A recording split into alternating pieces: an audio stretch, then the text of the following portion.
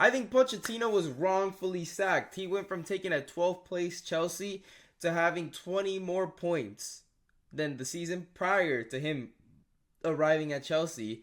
And not only that, he went and got them Europa League football. And I understand, I understand. Oh, Pochettino got him in 6th place, and they spent £1 billion since Todd Bowley got in. But Pochettino was not there for all of that. And Pochettino took a lot of young players, because for £1 billion, you have no world-class players on that Chelsea side. I'm sorry to tell you.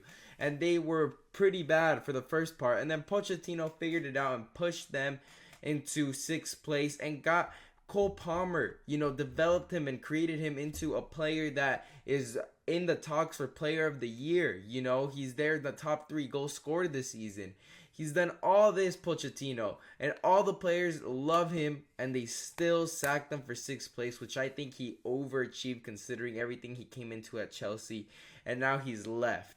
And now, the crazy thing is, Pochettino gets 6th place with Chelsea, overachieved in the eyes of of everybody that understands the situation he's came into. It's not his fault. Todd Bowley came in and straight away spent 100 on Mudryk, spent 100 on Enzo, 100 on Caicedo. Those aren't Pochettino signings. But Pochettino came in and it still got results. Semifinals of a cup as well.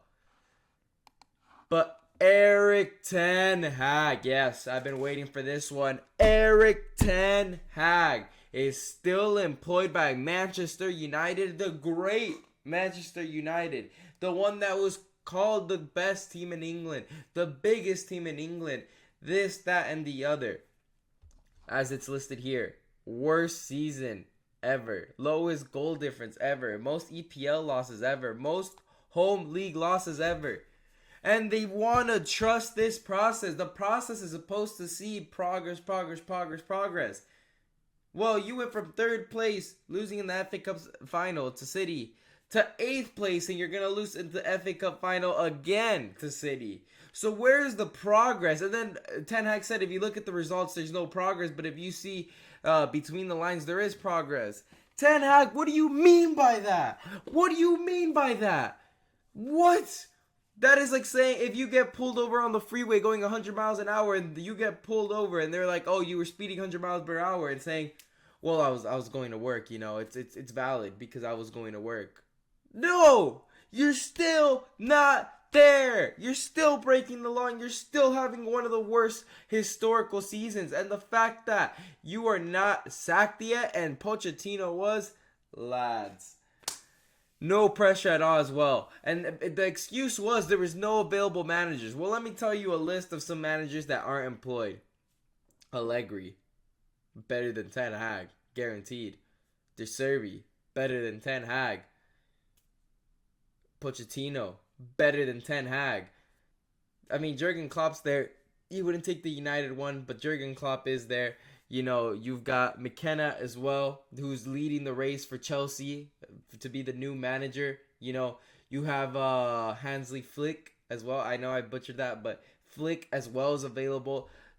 I'm giving you a bunch of names that are better. Thomas Tuchel as well. A bunch of managers that are better than Erik Ten Hag. And for some reason, Man United went from this, from being where City's at to being where Bournemouth is at. That's where they're at. That's Man United, the new Bournemouth. That's who they are. That's who Erik Ten Hag has brought United to. The new Bournemouth. Because if he complains he hasn't been backed enough, mate, you have been backed well, and you've been backed more than enough. You've been backed as if you were Pep Guardiola just because you have the same haircut, and you've proven that you have the David Moyes results. And David Moyes didn't have as much backing, and he came into a mess that Sir Alex Ferguson left. Everybody was out of their primes. He didn't get much investment. He had a broken wash squad that Sir Alex left, and he ended up having 2 less points than Erik Ten Hag, and he got the sack. Meanwhile, Erik Ten Hag is going to have another season.